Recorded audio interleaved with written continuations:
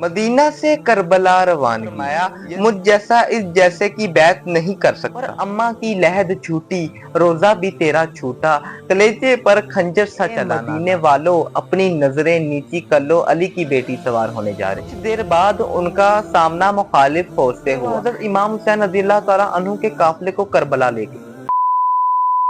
مدینہ سے کربلا روانگی، یزید حاکم وقت بن گیا، شام میں رہتا تھا۔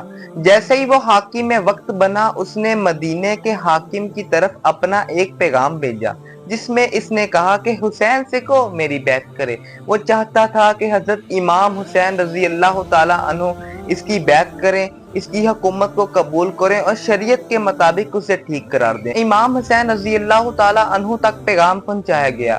انہوں نے یزید کی بیعت کرنے سے صاف انکار کر دیا اور فرمایا مجھ جیسا اس جیسے کی بیعت نہیں کر سکتا۔ امام حسین رضی اللہ تعالیٰ عنہ نے پھر مدینہ المنورہ چھوڑنے کا فیصلہ کر دیا۔ یہ الفاظ کہنا تو بہت آسان ہے کہ وہ مدینہ المنورہ چھوڑ رہے ہیں، لیکن یہ بڑے دکھ کے لمحات ہیں۔ مدینہ حضرت امام حسین کا شہر ہے، ان کا وطن ہے۔ مدینہ کی گلیوں میں حسین کھیلے ہیں۔ امام حسین رضی اللہ تعالیٰ عنہ مدینہ المنورہ چھوڑنے سے پہلے اپنے نانا کے روضہ پر آخری سلام عرض کرنے گئے اور الوداع کہا۔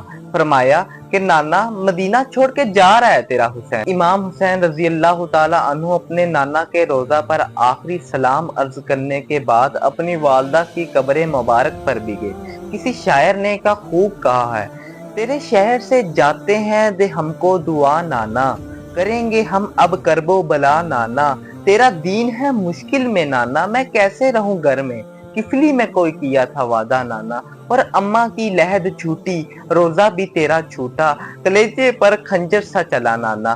امام حسین رضی اللہ تعالیٰ عنہ کی گردن پر تو خنجر 10 محرم کو چلا ہے، لیکن حضرت امام حسین رضی اللہ تعالیٰ عنہ کے کلیجے پر خنجر 28 رجب کو چلا ہے مدینہ چھوڑتے ہوئے۔ مدینہ میں اس وقت اداسی چھائی ہوئی ہے، کیونکہ حضرت امام حسین رضی اللہ تعالیٰ عنہ مدینے سے رخصت ہو رہے ہیں۔ کس شان سے رخصت ہو رہے ہیں؟ جب سیدہ زینب رضی اللہ تعالیٰ عنہ کی سواری کی باری آئی تو پیچھے سے آواز آئی کہ اے مدینے والو اپنی نظریں نیچی کر لو، علی کی بیٹی سوار ہونے جا رہی۔ 28 رجب 60 ہجری کو حضرت امام حسین رضی اللہ تعالیٰ عنہ مدینہ المنورہ سے رخصت ہوئے۔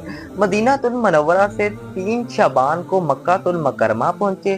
حضرت امام حسین رضی اللہ تعالیٰ عنہ نے مکہ المکرمہ قیام کرنے کا فیصلہ کیا۔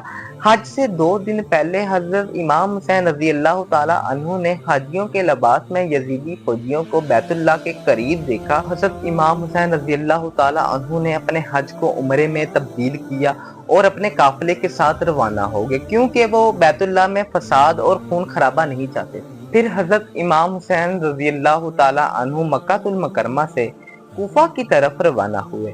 رستے میں ایک جگہ چراغ پر قیام کیا، خود بھی پانی پیا اور اپنے جانوروں کو بھی پانی پلایا، کیونکہ اس وقت اس جگہ کا پانی بہت میٹھا تھا۔ پھر حضرت امام حسین رضی اللہ تعالیٰ عنہ نے دوبارہ اپنے سفر کا آغاز کیا۔